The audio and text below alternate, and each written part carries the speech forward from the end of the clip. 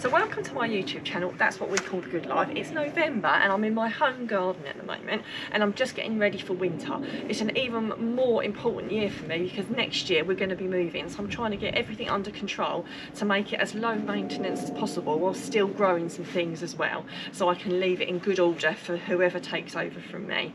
I will still be growing things, so don't worry, we're going to move to a more rural setting where we'll be growing even more exciting things, hopefully. Now, I don't know if anyone remembers, if you follow my channel, but I did have tomatoes and aubergines there. They had all but finished, so I've pulled them out. I've still got a nice amount of aubergines in my fridge, which I'm going to be making a lovely aubergine curry with this week. And I've made most of my tomatoes into passata, so nothing went to waste. I don't normally bark, but because I've got so much to do in preparation for the move, I decided to make life easier on myself, and I'm very fortunate that I have access to free bark. It's not treated with anything, it is just literally you know, leaves and twigs and things off trees from cuttings that are all just munched up in a muncher. So we've laid all those down. I've left the chards in because they will quite happily overwinter, and I've also got some spring onions in there as well, so I'm going to be leaving those in over the winter, and they look really lovely. In fact, I took ages to transplant my spring onions and I didn't think they were going to be okay, but they are really filling out really nicely. And no doubt some of my wild rocket will start to pop up at some point, and I will just leave that to do what it always does. In my Subpod in the raised bed here, I've got some more chard. I started some chard off and more started than I needed, but I just put it all out. I'm sharing it with friends and family, so again, none of it goes to waste, and chard is just so incredibly versatile. If you haven't got any, it's worth thinking about starting some of this off in the spring. And I've still got some herbs in there. I've got 2 lots of parsley, I've got some chives, and I've got some thyme.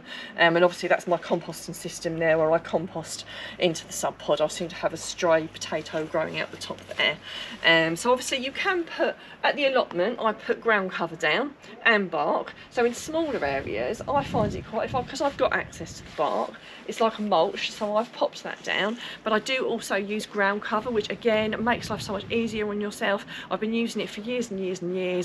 I use the same pieces, I put them down at the end of the year, I lift them back up in the spring, and it just makes life a lot easier for me. Now I know some people don't like to do that, but it's completely up to the individual what works for them. For me, it saves me so much time.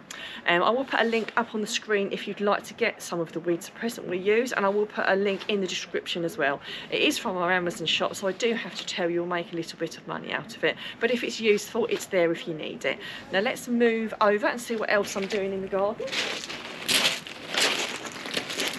So I had my sweetcorn here and my strawberries over there, and I also had some beans. So again, they've all finished, so I've cleared them away. I've popped some of this bark down to make my life an awful lot easier. I have barked this area before, and again it worked quite well. You still get weeds, but they don't root in quite as much. It just gives you that little bit of a break from the constant weeding sometimes, especially when spring hits or you get a mild winter and the weeds just carry on to seem to be growing. I've left the strawberries in and I have put some mulch around those. I did actually cut them back. I'm not sure I've done the right thing or not, because after I cut them back, in fact we mowed them off, it then said you should have done that straight after they had fruited, but I've done it anyway, and if you follow my channel we'll see what happens to see whether I get any strawberries. And I did have some tomatoes up the top there, which again they'd all but finished, so I've cleared that and tidied that up. I've got to say I have a degree of organisation this year that I've probably never ever had, because I'm prepping to move on to something more exciting. Now let's move on into the greenhouse. Now normally my greenhouse has slowed down a little bit more, but we're experiencing, although it doesn't feel like it at times, a slightly milder end to the year than we do some other years. So I've still got some things in here that I'm doing. So I've got some things that I started off, like I've got some different kinds of salads in there. I have unfortunately been plagued by slugs or snails, I don't know what, even though it's on the top shelf, so I've had to replace a few things. Good job I started off some spares down here, and I've got a few other bits. Unfortunately some things seem to be munched.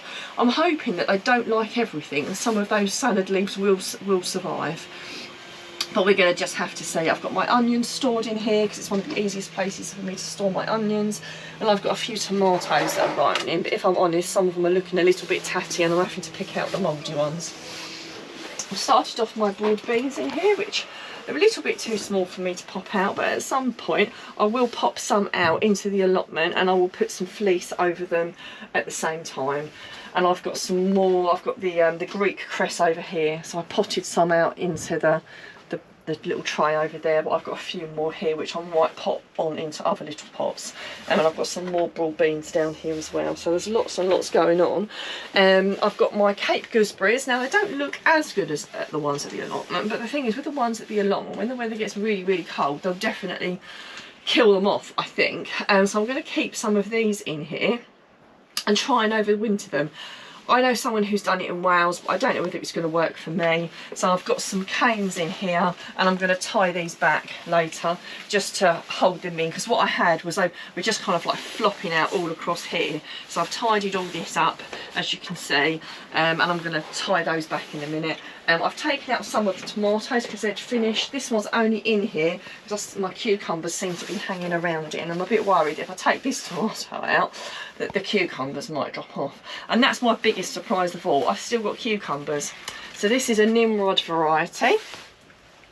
So despite the original part of the plants, which these are the original parts of the plants, and the 3 plants growing up here and looking really, really shabby, I've just taken off the really, really shabby leaves.